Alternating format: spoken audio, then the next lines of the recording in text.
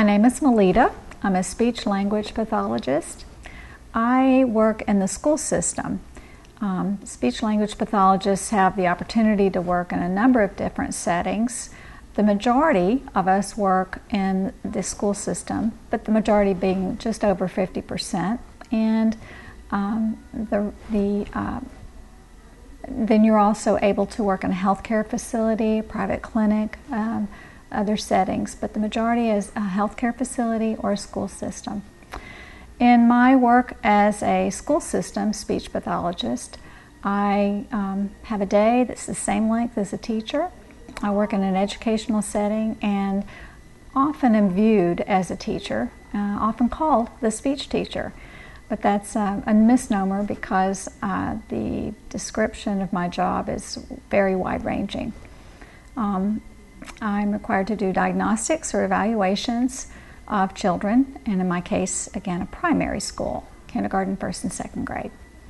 And therapy with children who, following evaluations, are eligible based on whether they exhibited speech errors or language concerns, stuttering, or also known as disfluency, or voice concerns.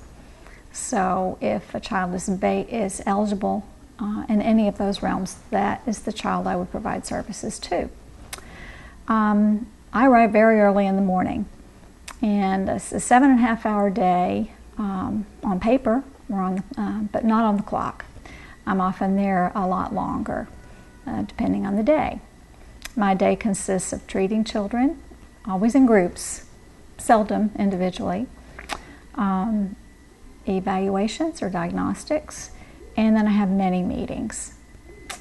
I treat children with a range of disabilities. Some are very severe, some have very obvious diagnoses such as autism, others are language disabled or language impaired, and then I also treat children with just speech sound disorders that are some very unintelligible and others that have a simple solution to their difficulties.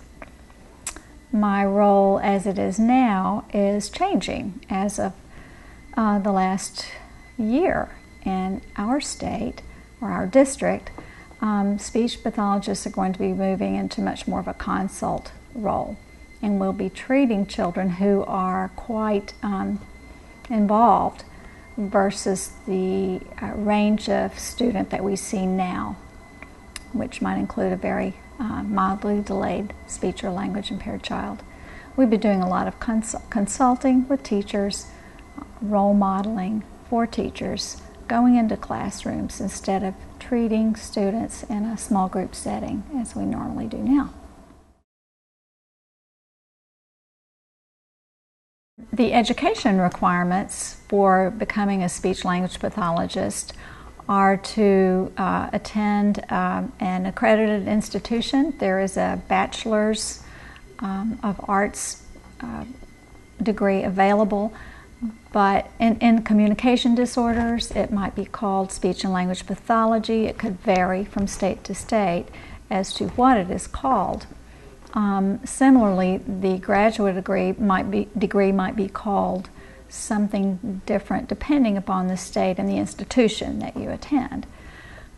Regardless of that, the position of being a speech-language pathologist, whether in a school or in a private setting, requires, in most if not all states for the school system, a master's degree. If you are planning to do private work in a healthcare facility, anywhere outside of a school system, you are required to also have a license. It's not necessary to get a degree, a bachelor's degree in communication disorders or speech-language pathology. You certainly can go to a school in which there might not be this program offered. In fact, that's what I did myself. You might have a degree in sociology, psychology, liberal arts, but then when you continued on to graduate school, you would be required to, of course, take additional coursework. The practicum required, the clinical practicum required is quite a lot, 300 hours, with 150 of those being at the graduate level. Following graduation, you would become involved in a year called your clinical fellowship year, or your CFY. During that year, you would be supervised by another speech-language pathologist who has been approved by the American Speech and Hearing Association to supervise you. And at the end of the year, after you fulfill the requirements, you would have earned your CCC, or your Certificate of Clinical Competence. In the course of this period of time, you, if you have not already done so, would study and take your state examination. Following that and the acquisition of your CCC, you would be able to apply for licensure. Most states accept the CCC credentials readily, in addition to whatever payment is necessary in each state. And following a period of review, you would also obtain your license. In the state in which I operate, the license is renewable every 2 years. To maintain your certification with the American Speech and Hearing Association, or ASHA, you are required to do continuing education, and so many hours per 3-year period.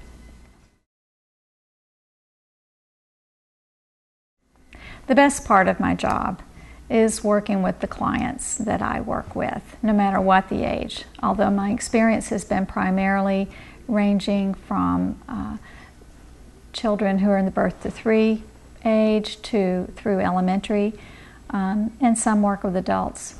The best part is watching improvement, watching gains in your clients.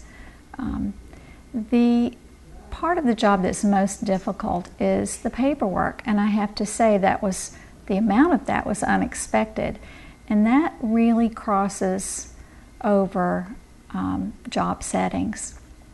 In the school system, there's a lot of paperwork. In a private setting, there's a lot of paperwork, filing insurance and such. In the school system, there are IEPs, individual education plans.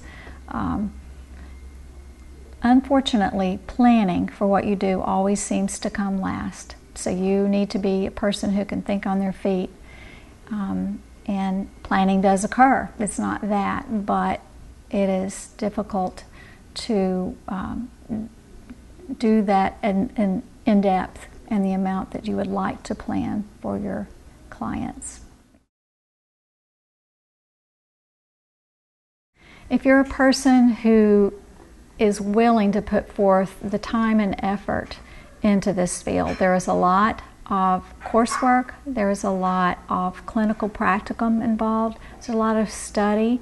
The national exam is very comprehensive, but the value of going through all of it is the jobs are, at least for now, and have been in the last few years, readily available.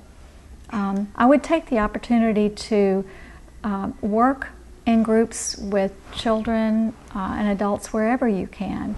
I would also try to find a situation in which you could observe. Some schools will allow you to come in and observe a speech pathologist in action. Talk to as many people that you know who are in, not just in the setting that I am in the school system, but in healthcare facilities, hospitals, and private clinics. Because if you know already that this is something you definitely don't want to do, you might not know what area in which you would like to focus within the field, and they can be quite different.